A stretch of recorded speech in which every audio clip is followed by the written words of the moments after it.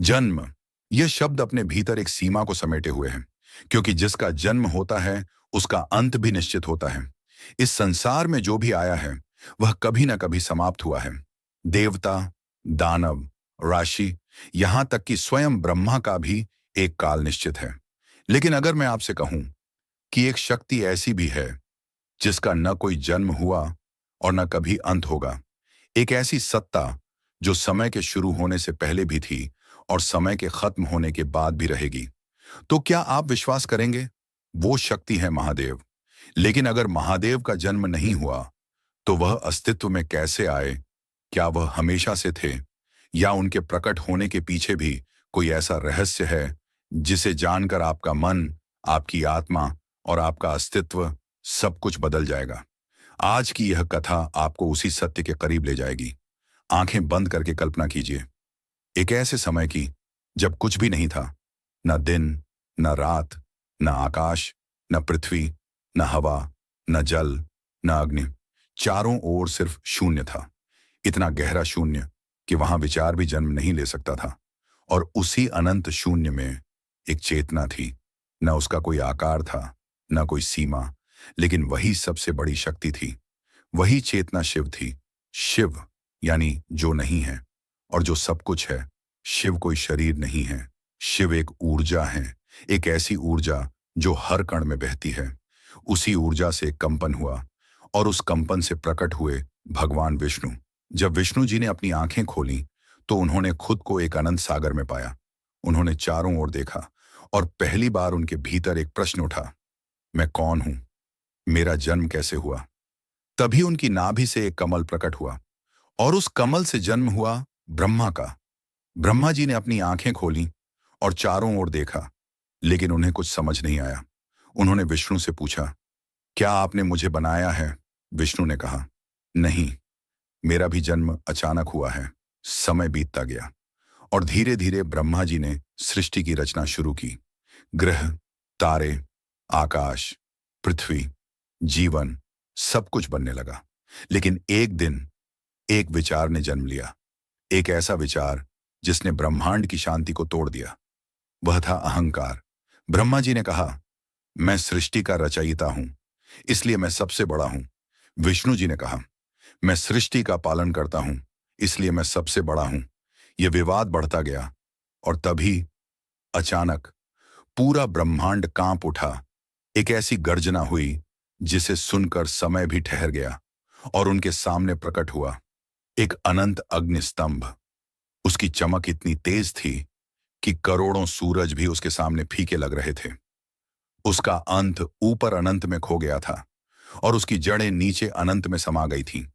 ब्रह्मा और विष्णु दोनों स्तब्ध थे। उन्होंने ऐसा दृश्य पहले कभी नहीं देखा था। तभी एक आवाज गूंजी, जो इस अग्नि स्तंभ का अंत खोज लेगा वही सबसे महान होगा। विष्णु जी तुरंत वराह बनकर नीचे की ओर गए। ब्रह्मा जी हंस बनकर ऊपर उड़ गए।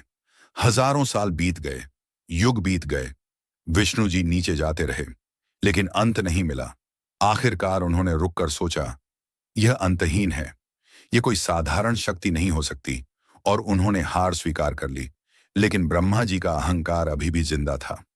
उन्होंने एक केतकी फूल को देखा और उससे कहा, तुम मेरे साथ चलो और गवाही देना कि मैंने अंत देख लिया। जब दोनों वापस आए तो ब्रह्मा जी ने कहा, मैंने अंत खोज लिया।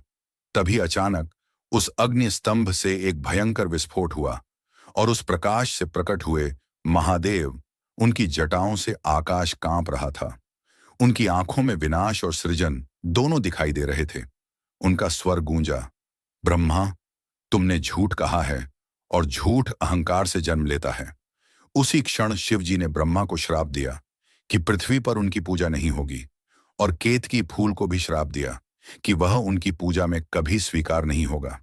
फिर उन्होंने विष्णु की ओर देखा और कहा, तुमने सत्य स्वीकार किया, इसलिए तुम सदा पूजे जाओगे।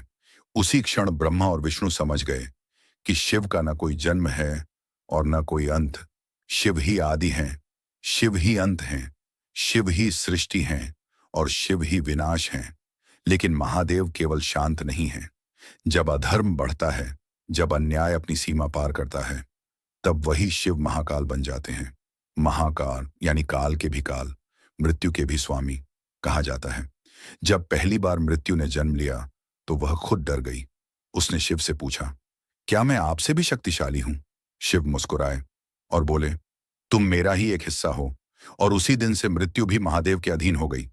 यही कारण है कि जो शिव की शरण में जाता है वह मृत्यु से भी नहीं डरता, क्योंकि शिव अंत नहीं है, शिव मुक्ति है। लेकिन शिव का सबसे बड़ा रहस्य यह है कि वह कहीं बाहर नहीं है, वह हर इंसान के भीतर है। जब आप अहंकार छोड़ देते हैं तो आप शिव के करीब आते हैं। जब आप सत्य को स्वीकार करते हैं तो आप शिव के करीब आते हैं। जब आप अपने डर को जीत लेते हैं तो आप शिव के करीब आते हैं, क्योंकि शिव कोई देवता नहीं, एक अवस्था है, एक चेतना है। और जिस दिन इंसान इस सत्य को समझ लेता है उसी दिन उसका नया जन्म होता है। इसलिए महादेव का जन्म नहीं हुआ, क्योंकि महादेव ही जन्म है, महादेव ही जीवन है और महादेव ही अनंत है। और अगर आपने इस सत्य को महसूस किया है तो इसे सिर्फ सुना मत जाने दीजिए, इसे अपने भीतर उतारिए। कमेंट में हर हर महादेव लिखिए और चैनल प्योर एंड पाथ को लाइक, शेयर और सब्सक्राइब जरूर कीजिए, क्योंकि यहां हम आपको सिर्फ कहानियां नहीं सुनाते, हम आपको आपके अस्तित्व का सत्य याद दिलाते हैं। हर हर महादेव।